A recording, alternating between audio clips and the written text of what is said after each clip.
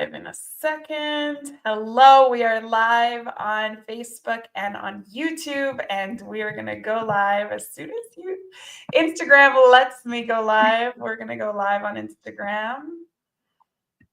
Let's see.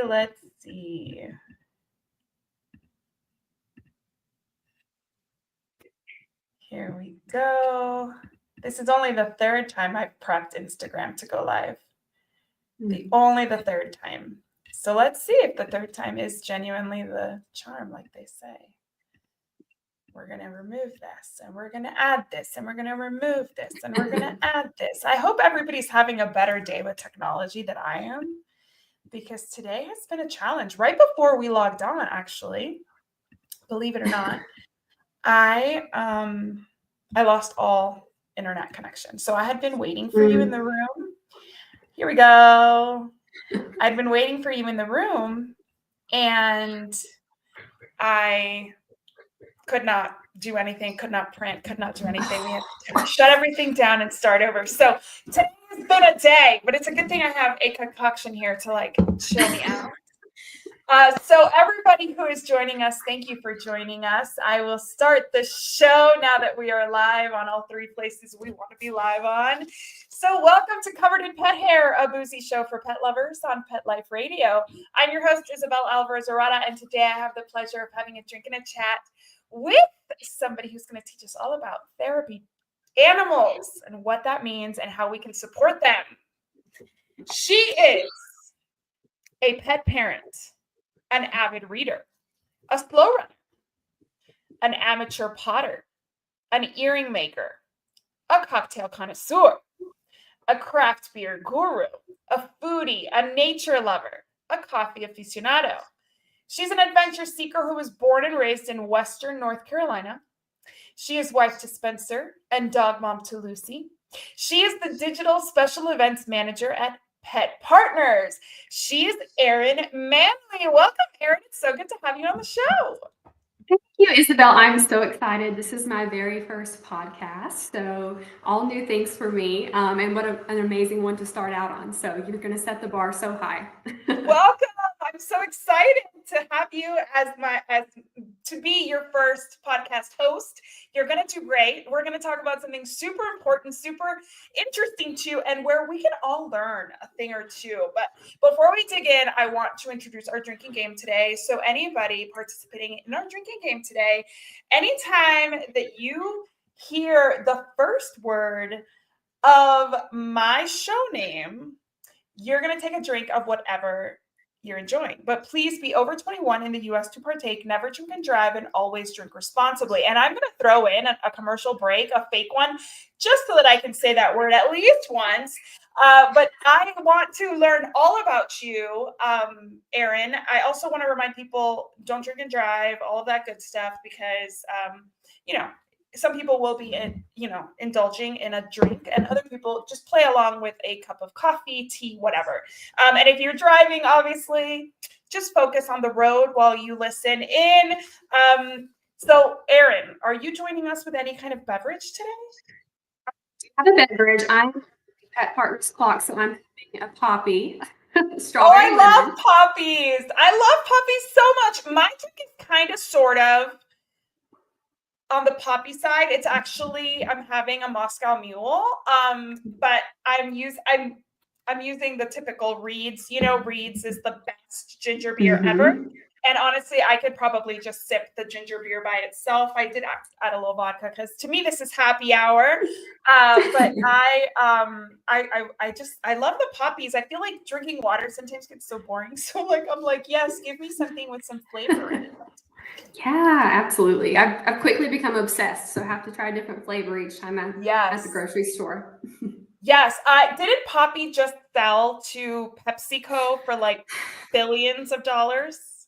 Yes, they did. I'm a little concerned. I'll continue to read the label and make sure that there's all the good things in there. So no, but hey, amazing for the female founder who sold her business, created this amazing thing, sold her business, and after that, it's our responsibility as consumers to make sure that it's still created in the vein, like in the spirit that she created it. So amazing. Okay, so I start this show every week. I start this show with a game, and I've actually been on vacation for a while. So if you see me be a little rusty, it's because I was in Spain for like 3 weeks, and then before that, I was on a cruise for work. And I've lost a little bit of practice, but we're gonna get right back into it. So the first game that I've designed for our show is called Helpful Animals Defined.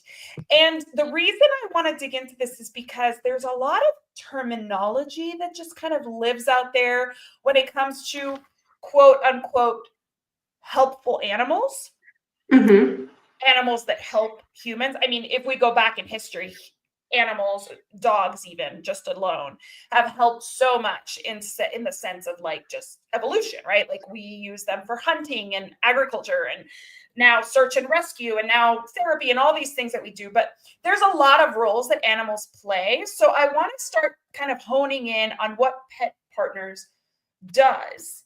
And the only way we can do that is kind of defining some terms. So, and then of course, throwing a little trivia in there. So the first question I have for you, Erin, is a true and false question. National Therapy Animal Day is April 30th. True or false? True. It is true. Okay, Pet Partners has been around since 1957. True or false? False. When was it founded? 1977. And let me tell you, so therapy animals, we're talking about animals that do a certain kind of work that you're about to tell us about. But I think that the fact that it started in 1977 is pretty visionary. It's pretty impressive. Because tell us, Erin, what kind of places do therapy animals work? And what kind of work do they do? So our teams visit a variety of places. We have some teams that visit hospitals, assisted living facilities, and then we have others that visit elementary schools. We even have a newer team called AACR, which is our animal crisis team, and they go in to some really difficult situations. So a variety of things. It depends on what the team tests out for. But yes, we are all over. All over. And what exactly is the goal with these animals being there? So our goal is to improve human health through the power of the human-animal bond. That's something that you'll hear Pet Partners people say all the time. And it really is a very powerful thing. Okay. You said your animal-assisted crisis response team. And you said that they go into some pretty significant situations. What kind of situations? Do you have any examples you could give us? Yes. So unfortunately, a lot of it is dark sometimes. So we had recently a school shooting, and we had a team that had already been volunteering with the school. And when this tragedy happened, they reached out to Pet Partners, and we arranged for a visit for the team to go in and see the students and just try to take some of that away from them, where they could just focus on being with the animal. So it was really important for that school to get that visit. That's amazing. Yeah. So anytime there's a tragedy, some kind of crisis, I'm sure you work with the military. I'm sure you've worked with, the families of plane crash victims and things like that come to mind, right? From recent news, unfortunately. What kind of animals can be therapy animals? Because I want people to note that even though I usually talk about dogs and cats, we're using the word animals here. We are, yes. So we can license 9 different species. About 93% of our teams are dogs, but we have cats, guinea pigs, and rabbits. We see more and more teams of those species rising, so we're excited about that. Llamas, alpacas, birds. I'm trying to keep count here. But so many species, and Pet Partners does a really good job of personalizing when they go for their evaluation. It's personalized for this species to make sure that they are hitting all of those marks. Perfect. Okay, so what's the difference between, this is the last question for the game. What's the difference between a therapy dog and other working dogs like that we might see at schools, hospitals, assisted living facilities? Sure. So are you speaking about like service animals? Service animal. I mean, what else do we have? We have guide dogs for the blind. We have emotional support animals. So like what is the difference for you all? I'm sure you could work with a million types of animals, but you're focusing on therapy animals. So how are they different? Yes, so Pet Partners is really big on the educational piece here, especially with the recent rise in folks requesting visits. So most of the time, a therapy animal is going to be enjoyed by multiple people in a group setting. A, a, a dog that is for someone, that has a specific need, that dog is going to be there for them. They are on duty. They're not going to be petted by strangers. That's a big difference with Pet Partners. We want to make that very clear that our therapy animals don't receive any special thing that allows them to go into restaurants or spots that dogs, cats aren't allowed to go into. Got it. So they are allowed to be petted. We can pet these animals. Yes, we want you to. Yes. Okay, perfect. I just want to take a quick little pin right here because I want to make sure that you can actually see us on Instagram. And I feel like we may have, oh, we're there. Perfect. Okay. We are there. I just saw that we kind of froze. So I just wanted to make sure that we had not gone offline on Instagram. Instagram, you kill me every time I do this. Okay, so you're talking about Pet Partners. Pet Partners is a .org, so it's a nonprofit organization. Am I right? You're right. All right, awesome. So what exactly, I mean, I was looking at the website and Pet Partners does so much. So like, are you all the organization that I would, if I were to say that I wanted to make my dog or cat I only have dogs and cats, a therapy animal, what would I approach you to do? What would you do for me? How would we work together? Absolutely, yes. So start on our website. It has tons of resources. We kind of have a one-pager that you can download to see if doing pet therapy with your animal is something that you would be interested in. And if you are interested, we have you fill out some basic information. There's a few stipulations, like you have to, your dog has, or your cat or your animal has to be at least 6 months old. And then you basically, we give you basically an exam that prepares you for your evaluation in person. When you're ready, you're going to be evaluated by another Pet Partners volunteer. That's another interesting thing about us, is our handlers also are our evaluators in some instances. And so you can be evaluated and scored. You can have you can have a, I've lost my term here. Forgive me, Isabel, give me 1 second. You're fine. We have dynamic, which is where your pet is suited to go in a variety of facilities. So a loud environment like an elementary school. And then our other one is predictable. So someplace that's a little more quiet, like an assisted living home, so that your animal, loud noises might scare it. So we want to set you and your pet up to be successful. That is so cool that you distinguish that, because right now I just thought, and I mean, I'm pretty educated in the pet industry, but right now going into this conversation, I really just assumed that therapy animals would have to be comfortable in all situations. And it's good to know that there are some that can still qualify for more specific work, because my grandmother's in assisted living and we do have every once in a while we see therapy dogs come in. Shout out to Sadie and Bo, who are so cute and so wonderful. But they, obviously, there's nobody lunging at them to like grab them. There's nobody pulling their fur, because the assisted living residents are obviously aware of how to interact with their pets. And if they are not interested in the pets, they just kind of keep their distance. So it's very different than with a child, say at an elementary school. My kids are 7 and 5. They would go nuts if a dog just walked in or a cat walked into their classroom, I'm sure. So that's really cool to know. And how do you define a therapy animal? It's the animal that's completed like this coursework and this testing?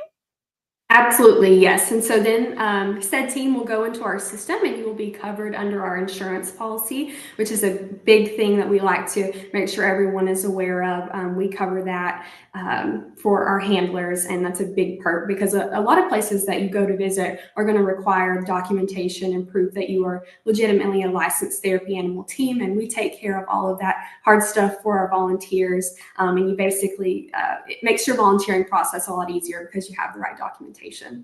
That's huge. That is so huge because again, yeah, like especially in an elementary school or in a Mhm. crisis situation, the last thing you want is now there's some kind of litigation involved when Mhm. as a volunteer you were just there to help. So having insurance is huge, not only because we're such a litigious society that you like need it to get in. Like you won't Right. get past the front doors of an assisted living without insurance, I'm sure, or a hospital or a school. But also just as peace of mind for the volunteer that if anything does go wrong, which these dogs are highly trained, these animals, and you see I'm still, reverting to dogs, but like a bird bite can be significant, a cat Mhm. scratch can be significant, you know, communicable diseases are concerning, right? Zoonotic diseases. So having insurance Yeah. makes perfect sense. I love that idea. And the fact that it's all done centralized through a reputable organization. So you, as the volunteer, don't have to feel like you have to navigate something kind of scary and uncertain for your protection. I love that. So you talked about the human animal bond. So, and you also Mhm. said that we can pet these animals. So, what exactly, when they go in to these situations, whether it's a school, an assisted living, any organization that invites you in, what do they do there? Like the dog or cat or guinea pig comes inside. What is their role? So I love this question. So it does depend on the facility. For example, if they go into a hospital, obviously you think immediately patient, right? But so many of our volunteers are so thoughtful and they form these amazing relationships with the staff. They are seeing all of these crazy things day in and day out, and they need relief as much as patients in some instances. So when they get there, they'll greet the staff. They seem to know our teams by name, and then they'll just go room to room, ask the patient, are you interested in seeing a therapy animal? If they're not, they'll just go to the next room. But if they are, then they go in and spend some time. And a lot of times, the patient will share, I also have a pet. And then it leads to a really nice, warm conversation where they're able to remember their loved one at home. And then at an elementary school, we have a program called Read With Me, where oftentimes the handler will bring their pet in and the children will get to read 5 minutes with the animal and then just kind of take turns. So it's different depending on the facility, but always a really fun time. That is so cool. And who, in addition to patients, in addition to students, in addition to residents of um, assisted living organizations or facilities, are there any of these animals, therapy animals, that help specific types of students, let's say special needs students or children with disabilities or adults with disabilities or military with PTSD or anything like that? Like, are there groups that kind of focus a little bit, like niche down a little bit to these groups? Yeah, I'm actually thinking of a volunteer now where she and her dog go to a local military base and they spend their time with the military. We also have people that kind of focus on around first responders and visit at the fire station. So, yes, and that's the great thing about Pet Partners. We don't require you to visit at certain places. We want you to do what feels right for you and your animal. And so there's some freedom there in doing what you like. I love that so much. It's so true because I feel like, if we, for example, we're a military family, if we were to have a therapy animal, we probably would also want to help, the group that's kind of connected to us in some way. And my grandmother's assisted living, I mentioned Sadie, and Sadie is an Aussie, and Sadie's grandma lives in the assisted living facility. So I see Sadie a lot because she just goes to visit her grandma, but also she goes to visit everybody. And my kids love her, and she's an amazing dog. And they live in my neighborhood, so I see Sadie walking a lot. And if you thought an Aussie, she's the chillest, coolest Aussie you'll ever Mhm. meet, but she's also highly trained. So tell us about that training. What is it that these animals, and obviously it's species specific, we're not going to teach a bird Right. what we would teach a dog, but what kind of training and what kind of skills do they need to have? Absolutely. Yeah. So when I started at Pet Partners in November, I actually took the course for a therapy dog and a handler. And so I'm familiar with this. Oh, It is based cool. on species. Yeah. Something we do to try to familiarize ourselves with what our volunteers go through. So a lot of it is basic commands, sitting, laying down, just being still in a space, not jumping, walking on the dog lead beside the owner. Another thing is, being kind of neutral around other animals, because there are instances where there will be other pets in that said facility, maybe even another Pet Partners team. And so we prepare, the teams before the test, the exam that they take. But nothing too out there that wouldn't, you can come off the street, prepare for this, really work with your pet. And then you can get there. I want to encourage everyone, if you're interested in pet therapy work, put yourself out there, go on the website, and think it could really be for you. Well, actually, that brings me to my next question is what's in it for the volunteer? What have you heard from people that do this, and why do they like it? Our volunteers are amazing. They truly love what they do, and they say so often. I'll hear them say that it's for who they're visiting, but they get so much out of it. Just to see the smile on a child's face or someone in an assisted living home, to see the joy that their pet can bring them. Obviously, our animals do in-home work, right? They bring us joy and comfort, but to be able to share that, all of our volunteers just love to share their pet. Yeah, I can see it like a proud parent moment, like you come in with your cat and somebody who is maybe a little afraid of cats all of a sudden has this purring fur ball on them and they're enjoying like that relaxing, loving bonding moment. And you're watching as a volunteer as your cat, your dog, your guinea pig, your rabbit brings so much joy. I can only imagine that it would be kind of addictive in a good way, right? Like you get so much, what is it? Oxytocin from that experience. You'd want to keep doing it again and again. Okay, so you obviously need support for all of the work that you do. You're a nonprofit organization. Mm-hmm.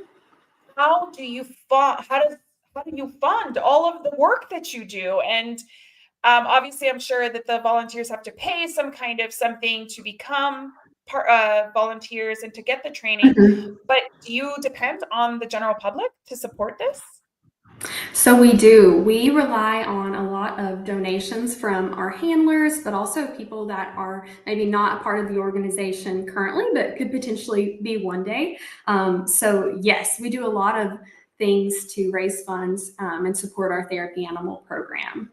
Awesome. Because I mean, if you go on their website, guys, like you're going to see that this is a legit organization that is not just doing a few things. They've got multiple certifications. Is it licensing? Is that how you refer to the kind of going through the process, licensing? Yes. So you have multiple licensing types, species, levels. Now you have this specific crisis team, and that's a different training than your basic, become a therapy animal, I'm assuming. Yes, it is. Mm-hmm. A little bit more in depth. So all of these things take time, effort, energy. Do you work with trainers within that species to help you design these programs? How do you know what to test for and all that good stuff? Absolutely, yes. And so this is another department at Pet Partners, but they work with the experts to determine what can make a successful therapy animal in this specific species. We also work with several veterinarians to make sure that, the food that the handler is feeding their pet is okay for the pet to eat, and then go in and see a group of children. And so we even have some rules on things like that. So yes, it takes a village, but we specialize and we make everything specific to the species so that the handler, but also the recipient, can have the best experience.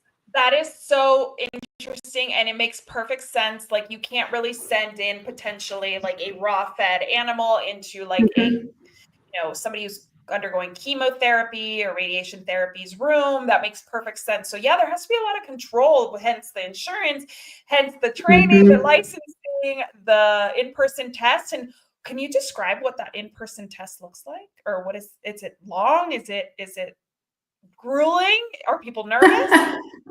So I think occasionally people are nervous.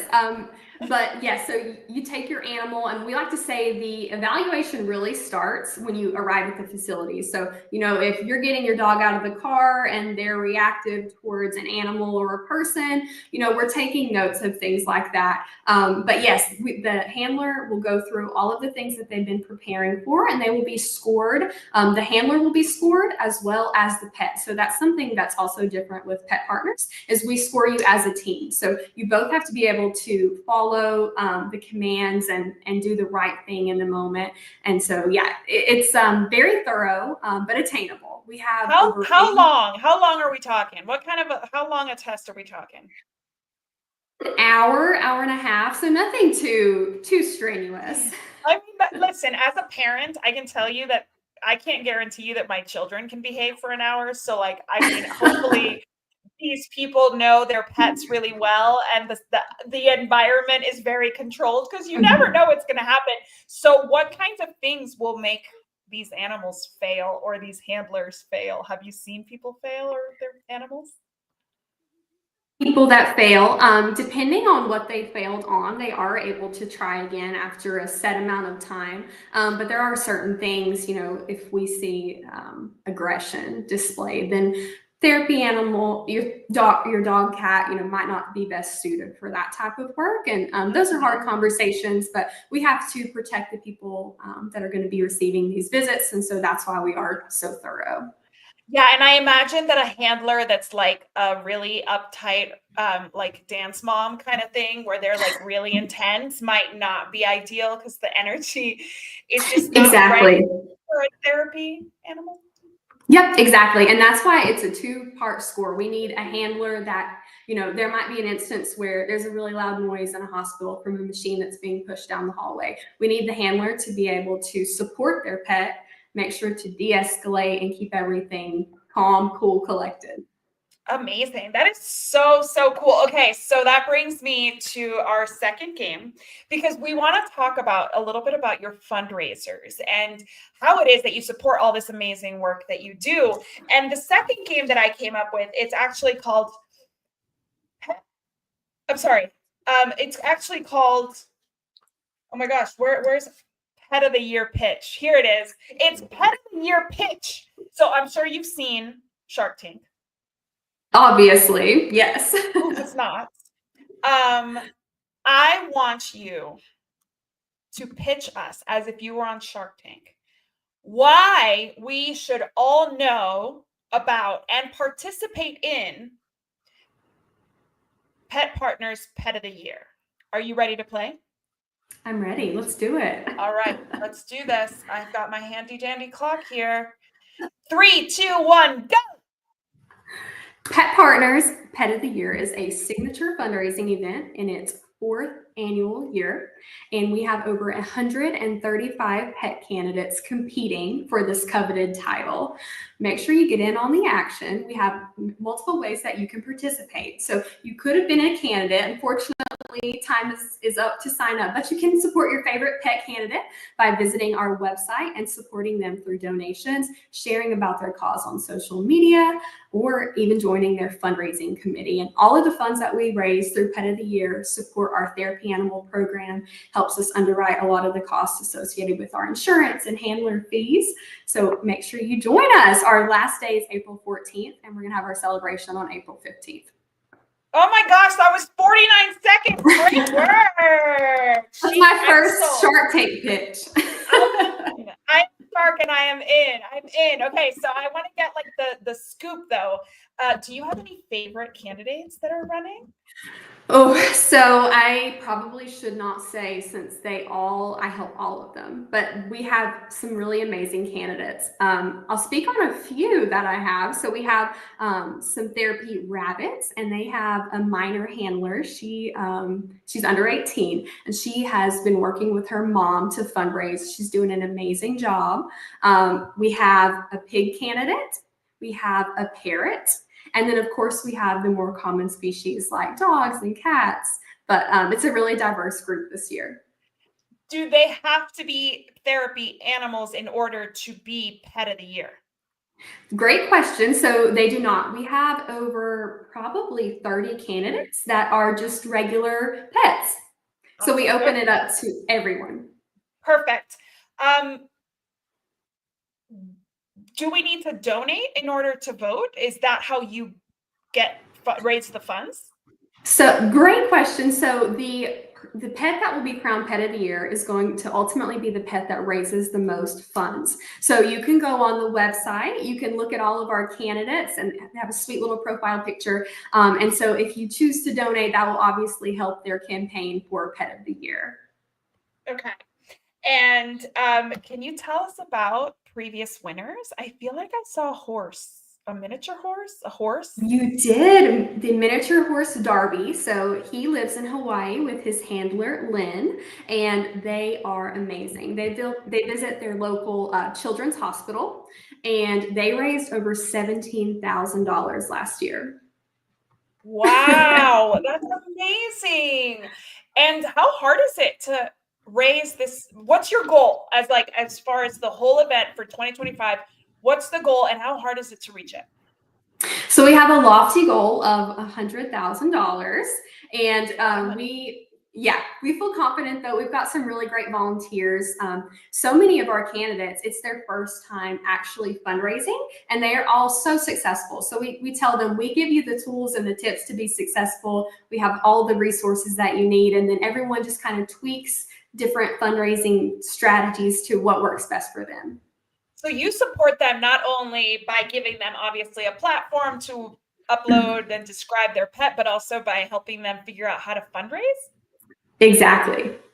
How cool. Okay, so what are the ways that are most successful for fundraising for this right now, right? Because the world is changing so quickly. Is it just online donations? Is it, selling something? What is it?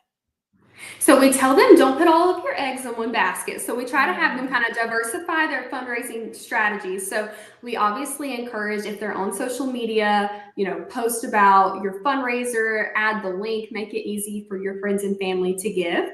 We also recommend they do what's called revenue share agreements. So partner with like a local restaurant or a brewery, and on a specific day and night get 20% of the proceeds. We've had some candidates be successful with that. Also hosting events in their homes. So we call them yappy hours, and they'll invite friends and family. I love those. Okay. Yeah. So you can have something at home, and you can have something at a local place. You can partner with somebody. That's really cool. And I feel like that's a really fun way to get, especially if you already are involved in therapy work or interested in it. It's kind of like a cool way to get yourself familiar with the ins and outs of the organization and meet some people. And do you have any other fundraising events that you do throughout the year? Is this your biggest? How does that work? Yeah, so we have two others. We have Treats and Sweets Day, which is kind of our evergreen fundraiser. And so people can bake up treats and sweets any day throughout the year and raise money for our therapy animal program. And our other large event is called our World's Largest Pet Walk. It takes place on Saturday, September 27th, and you don't have to be part of a therapy animal team to participate. We just want you to lace up your sneakers, walk anywhere as long as you want, any place with your pet, and just have fun. Get outside, get steps, get moving, and when you register, you can choose to make a donation if you would like, and all of those funds also support our therapy animal program. Okay, so as a former dog walker, professional dog walker, this dog walk or pet walk is very intriguing to me. So is it virtual? We can go for anywhere in the world where we are. Exactly. Just register. Are we all walking around the same time, or just any time within that 24-hour period? So anytime within that 24-hour period. And we even had a team, I'm thinking the farthest way, we had Singapore. Someone in Singapore had a walk team last year. So it is global. That is so cool. Okay. Because I don't know if you know this about me, you probably don't, but I work a lot with the National Association of Professional Pet Sitters, Pet Sitters International, and those are organizations that represent dog walkers, pet sitters. Okay. And I feel like this is a partnership made in heaven. There are also so many dog walking companies that it would be so fun for them to organize something locally on that day to support this amazing cause. So I'm like, my ideas are churning, my brain's turning here. And I think it's such a cool idea to get people out and excited about something and obviously donating. It's kind of like my kids do the turkey trot and they have to like run laps or whatever. It's kind of like that. But it's so fun because you can include your pets, I guess. You could take your tiny pony, you can take your cat in a stroller or backpack or a leash if your cat's a leash cat. And then you can take your dog, you can do some fun stuff, organize a group. And do you have like a record of how many people have walked in that day that you could share with us? Hundreds of people. I think we were at almost 1,000 walkers last year. So, I mean, it is a lot. And that's awesome. Yeah. And honestly, I mean, anything that gets people moving to me is great. Anything that highlights the importance of exercise for our pets is great.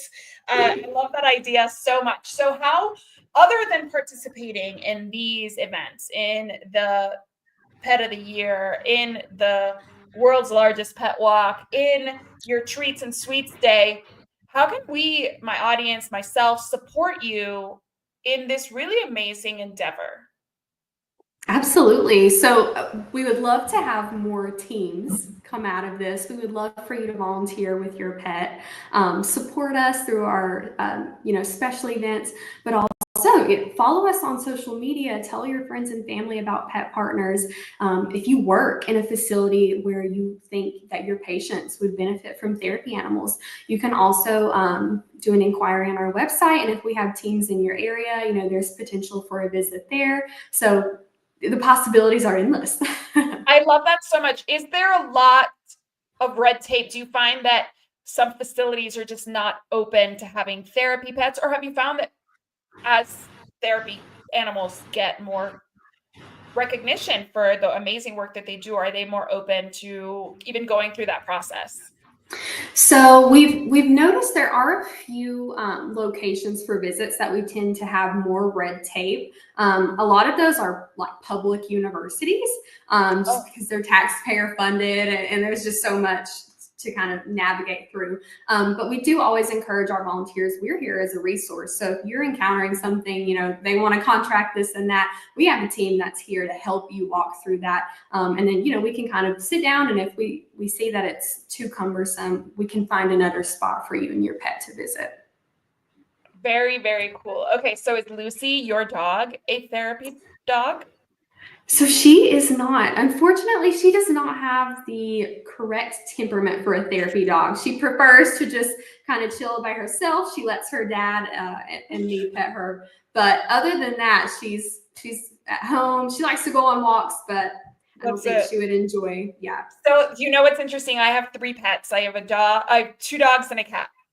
My therapy-ish, the most apt to do therapy work would be Kira, but she's a scaredy cat. And I feel like scaredy cats wouldn't do so well because she's scared of like certain textures of floors, which you can't really control the texture of the floor in a facility. She's scared of storms and she doesn't love the car. So I feel like you said earlier in our conversation, I don't think she would enjoy it. And I feel like we really need to like find that balance where the human and the pet are both on board. And then my second dog is kind of a grump. He has a bite history. He doesn't like to be pet. So like immediately disqualified. Sure. I mean, I would like the thought of putting Satchmo and therapy dog in the same sentence is laughable. No lie. But then there's a cat named Van Gogh who lives in my house. He's the king here, so I don't even call him my pet.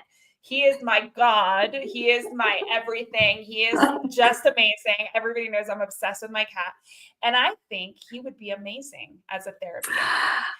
I think he would be so good. And part of me has been thinking that maybe we need to learn more about what it would take and see if he would become a therapy animal because I feel like he does really well outdoors. He loves his backpack. He does fine on harness and leash. He is very mellow and he gravitates toward people to relax them. Like anytime my kids are sick, he gravitates towards them. If we're worked up about something or stressed out, he gravitates toward us. So I guess my first step would be to go on your website, learn everything. And what if I live in El Paso? So what if there's no handler here that can administer the test? Like, how does that work if somebody's somewhere that it's not super common? Yeah, so we do everything that we can to work with other evaluators in the area to see if they can make a trip or work with you to maybe kind of meet in the middle and find a facility that you could have your evaluation done at, because we hate to turn people away, and we'll do almost anything we can to make sure that you're able to be evaluated. That's amazing. And do you know how many therapy pairs, I guess, you have right now in your organization? Yes, so we have 8,500 teams. Yeah. That's so cool. And that's just in the US or all over the world? All over. Oh my gosh. Is there a place where you were surprised, having just joined the organization, to see that therapy work is like really like accepted and interested? So shocked when they told me the number of teams. I think obviously I expected mostly dogs, but then to see that we do actually have other species licensed with us, it was amazing. But then you also see we don't quite have as many therapy animal cat teams as we would like. For example, we have only 3 therapy cat teams in the state of North Carolina. So that's a need here, and we're able to kind of see and hopefully recruit teams that fit that. That's so cool. Okay, so I think you went out real quick when you said a location. Did you say a location? North Carolina, we only have 3 therapy cat teams. No, before when I asked if there's like a location in the world that you saw that there were like a lot of them that you might have been surprised by. So we have a very large number of teams in Arizona and also Okay. California.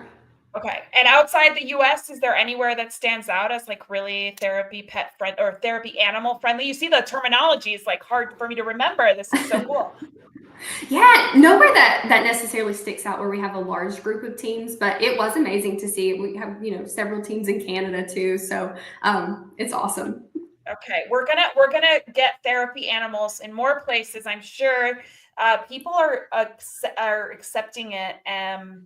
I see it all the time. I see it all the time when there's news about a tragedy, you see the therapy animal.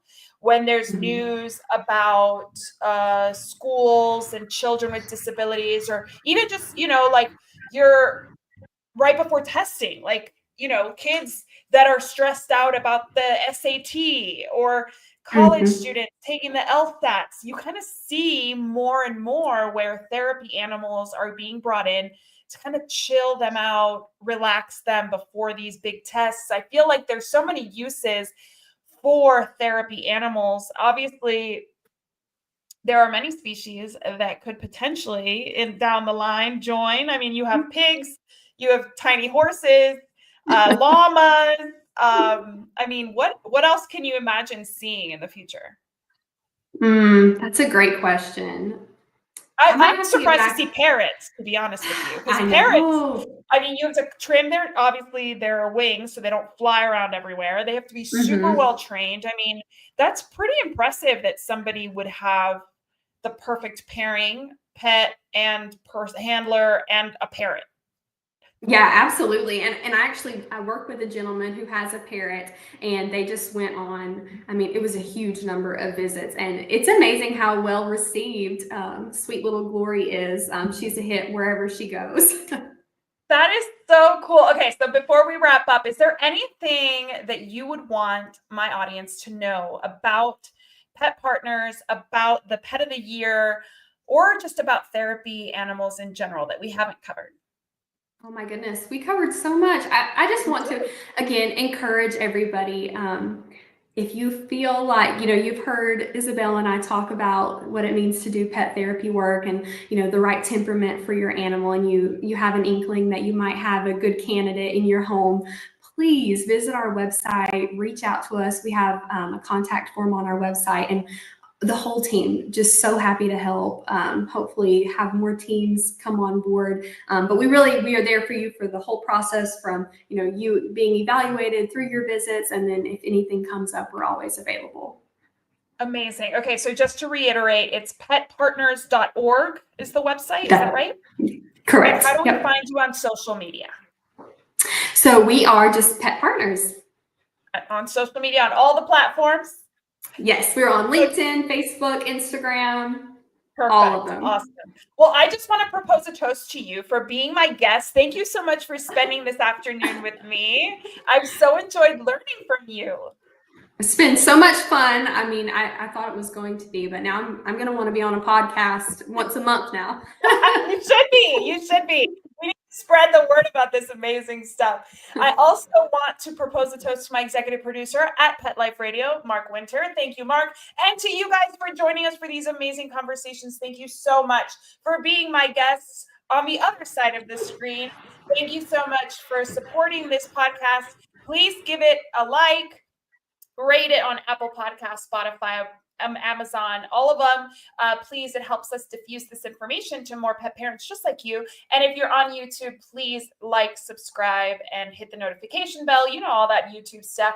Here's to a life covered in pet hair, because there's no better way to live. Cheers, everybody.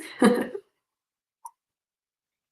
I am so grateful for your being my guest today, Erin. Thank you so much. And thank you to everybody who joined again. If you have any follow-up questions, please comment below in any of the platforms. I'm happy to put you in touch with Pet Partners if there are any follow-ups. And like Erin said, if you think you might have a therapy animal living in your house, Van Gogh, where are you? Definitely look into that, because there's never enough love to go around, and therapy animals are a great way to brighten the world that we live in. So everybody, thank you again for joining, and have a great rest of the week. Bye.